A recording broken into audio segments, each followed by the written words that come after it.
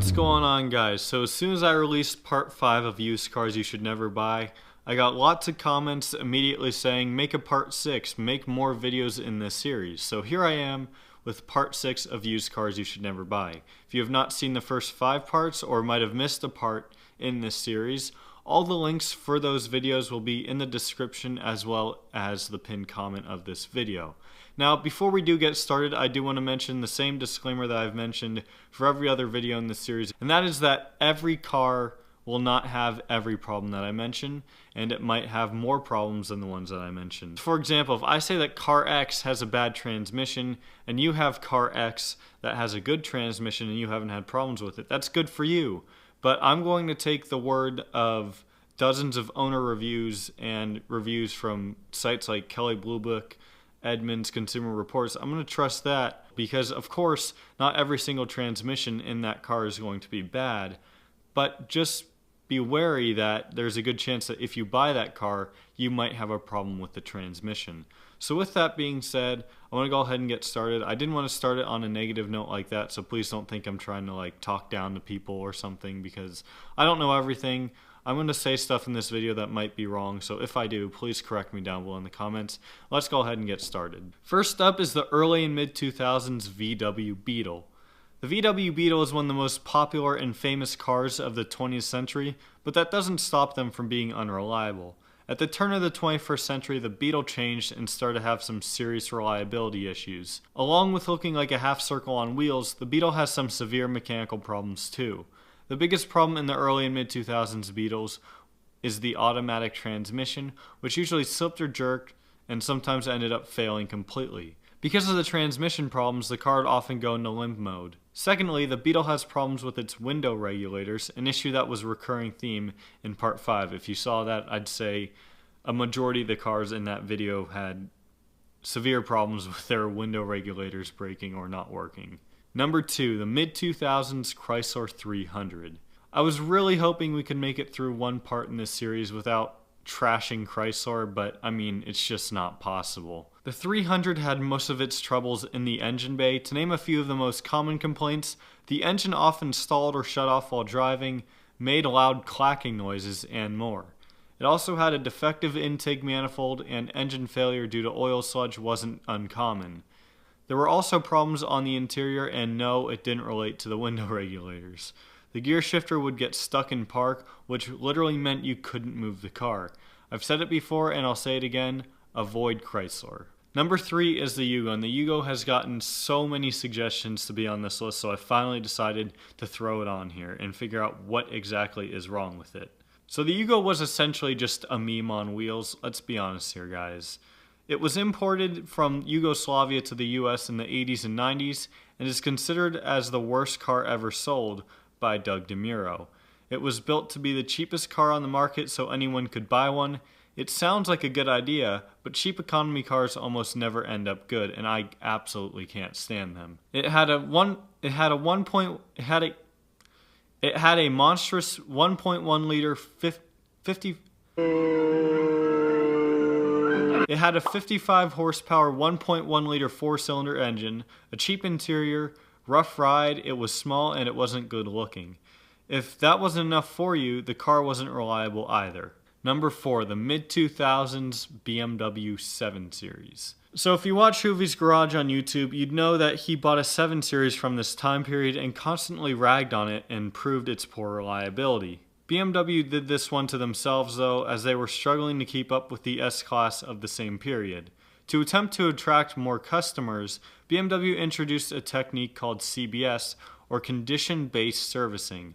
This meant that the car only needed an oil change every 15,000 miles.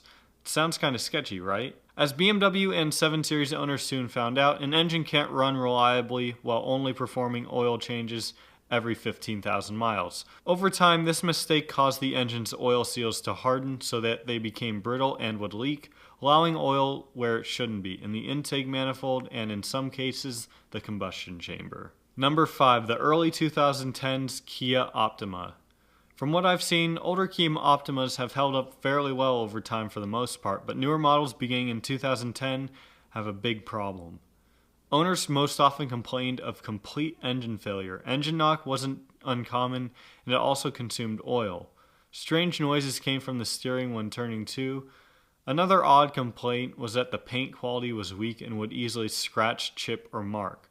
Water sometimes breached the interior and caused electrical problems too. Number 6. The mid-2000s Chevy Equinox. Most of the problems with the mid-2000s Equinox related to the HVAC system. Strangely enough, the heat function of the car sometimes blew out cold air. This sounds counterintuitive because usually you'd think you'd have a problem when an AC is blowing hot air, not when a heater is blowing cold air. Usually it's the opposite way around, especially out here in Arizona. So when I read that, I had to reread it a couple times. I'm like, I've never heard of that happening before. That's really weird. The blend door is also known for breaking, which requires the entire dashboard being ripped apart to fix it. If that wasn't bad enough, there was also a plethora of mechanical problems too. For example, a blown head gasket wasn't entirely uncommon, the engine would shut down while driving, and burned oil. Number 7. The late 90s and early 2000s Ford Taurus. The Taurus was featured in part 2 of this series where I mentioned all the gremlins of the mid-2000s Tauruses. However, older years of the Taurus were just as bad. The automatic transmission was garbage and is a consistent problem among pretty much all older Tauruses. It failed frequently, and when it was working, it was usually slipping or shifting roughly. The suspension wasn't much better, as the springs, specifically in the rear, would break. The ball joints also wore easily, and the ride wasn't comfortable. The engine had a couple minor issues, and the AC system wasn't any better. Number 8. The late 2000s Buick Enclave. The Enclave's first year of production in 2008 was its worst year by far. There were countless complaints of complete transmission failure on the Enclave. Along with the crappy transmission, the power steering pump was garbage too.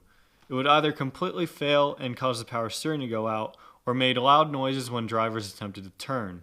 Engine failure and a Christmas tree dash weren't too common, but it should still be noted that they happen every now and then. Number 9. The early 2010s Kia Sorento. The motor on the newer Sorentos is just garbage. Considering the fact that most of these cars aren't even more than 5 years old and are already experiencing major problems should demonstrate to you that they are unreliable. Blown or destroyed engines weren't uncommon in the Sorento. Oil leaks were also a problem and the car sometimes completely shut down. The smart key on the Sorento wasn't so smart.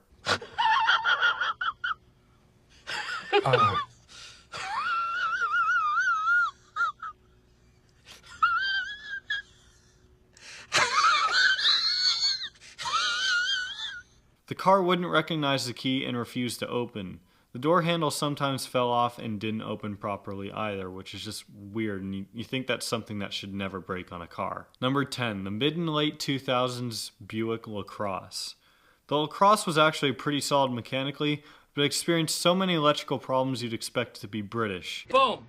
Roasted! Headlights constantly failed and burned out due to poor design. Dash lights would go on and off and would stop working randomly, and the battery wouldn't hold a charge. Engine knock and trouble starting the car were fairly rare problems, but it should be noted that it still happened. So there you have it, guys. Part 6 of used cars you should never buy. If you have more additions to this list, please leave them down below in the comments, and if you have not seen the other parts in this series, I highly suggest you watch them because I want to know your feedback on what else I've said in this series. If you did enjoy this video, make sure to give it a big thumbs up. Thank you guys so much for watching. I hope you all enjoyed, and I'll see you next video.